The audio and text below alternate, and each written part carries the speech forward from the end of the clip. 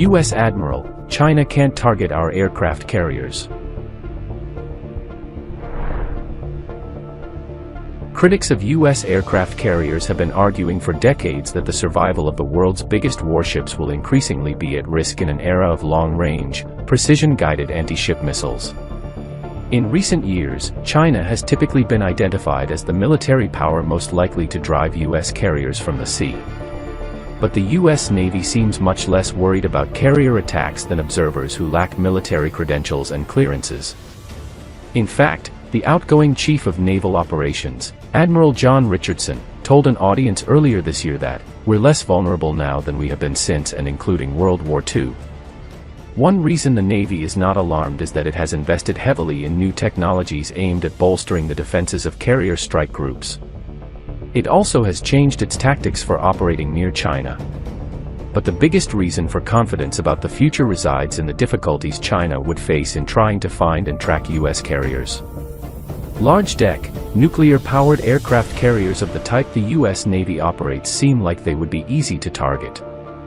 They are over 1,000 feet long, they are 25 decks high, and they are made of steel that reflects radar signals. They have distinctive optical, infrared and radio frequency signatures. So what can be so hard about targeting them, using the extensive arsenal of anti-ship missiles that China has accumulated?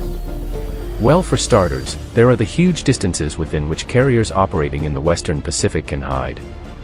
The South China Sea alone measures 1.4 million square miles, and is only one of 4 marginal seas from which carrier air wings could launch attacks against China. If a carrier is conducting sea control operations, keeping the sea lanes open to key allies such as Japan, it will likely be beyond the first island chain that parallels the Chinese coast, and thus able to hide in the vastness of the Western Pacific. It is hard to find anything in millions of square miles of open ocean, and in the case of U.S. carriers the target will be moving constantly. Nuclear power makes that possible. U.S. carriers essentially have unlimited range. If China's military actually sights a carrier, it will not be where it was seen by the time weapons arrive. At 35 miles per hour, the carriers can be anywhere in an area measuring over 700 square miles within 30 minutes. That area grows to over 6,000 square miles after 90 minutes, which is the more likely time elapsed between detecting a carrier and launching a missile from the Chinese mainland. But let's back up for a moment and consider the multiple hurdles that Chinese attackers would need to overcome to successfully target a carrier. First, they would have to find the carrier, then they would have to fix its location, then they would have to establish a continuous track of its movements, then they would have to actually target the carrier with specific weapons, then they would have to penetrate the carrier's multi-layered defenses to reach the target, and finally they would need to assess whether the resulting damage was sufficient to disable the carrier. The Navy refers to this process as a kill chain, and the metaphor is instructive. Because each step must be accomplished sequentially, if any link in the chain fails, the whole process breaks down. The Navy and its partners in the Joint Force have plans for disrupting potential attackers at each step in the process. Consider the initial steps of finding and fixing the carrier's location. China has several options. First, it could use over-the-horizon radar located on land. These powerful radars monitor vast swaths of ocean by bouncing their radar signals off the ionosphere. The energy will reflect downward, and once it reaches the surface generate indications of anomalies that return to the original site of transmission via the same path. China has at least 2 huge radars that can do this, but their utility is modest. First, they must operate at long wavelengths that generate relatively little information in order to bounce off the ionosphere rather than passing through it. Second, at each bounce to and from the target, much energy is lost. Third, the resulting picture of surveilled areas is of such low resolution that the radar cannot establish a target track even if it detects a carrier. Finally, the radar itself is a large, fixed object subject to preemption at the onset of war. The second option China has is reconnaissance satellites.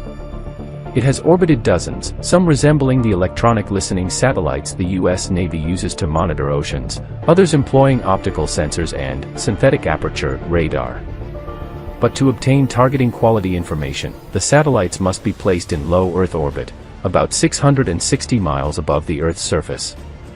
At that elevation they are traveling at a rate of roughly 16,000 miles per hour, which means they quickly disappear over the horizon, not to return for more than an hour.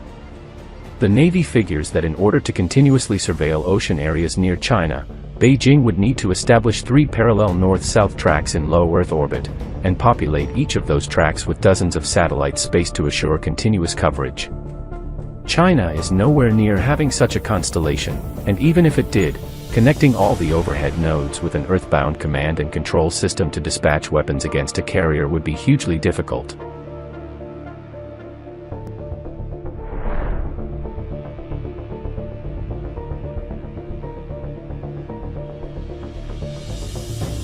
The third find and fix option China has would be manned or unmanned radar planes.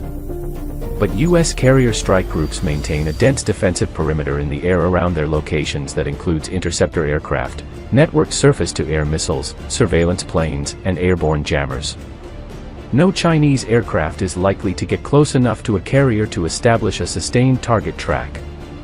The same applies to Chinese surface vessels and submarines, which are even more vulnerable to preemption by the strike group than airborne assets.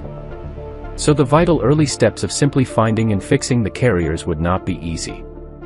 Connecting the assets required for those tasks with the other systems used in later stages of the kill chain would be challenging, especially given the brief timelines available in which to engage the continuously moving target.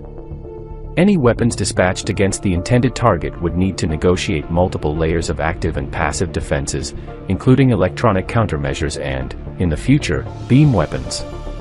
Some observers have stressed the danger posed by China's recent deployment of anti-ship ballistic missiles with maneuvering warheads. The Navy takes the threat seriously, and in response has moved most of its missile defense warships to the Pacific. As a practical matter, though, these weapons make little difference to the balance of power if China cannot first find, fix, track and target a carrier. The longer the range of an anti-ship missile, the more updates it needs in flight to successfully engage a moving target.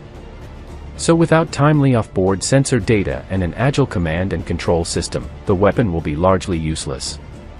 This generalization applies whether the attacking weapon is purely ballistic or a hypersonic glide vehicle. If the location of the target vessel is not known in a timely and fairly precise fashion, then the munition is unlikely to strike its target. The bottom line is that China is nowhere near overcoming the hurdles required for successful attacks against U.S. aircraft carriers. Whether those carriers are engaged in projecting air power ashore or maintaining control of sea lanes, Beijing will be hard-pressed to impede their operation in wartime. And it's a safe bet that whatever assets China may have for executing such a mission on the first day of war will be quickly reduced by the combined efforts of the U.S. Joint Force, whether they be deployed on land, at sea, or in orbit.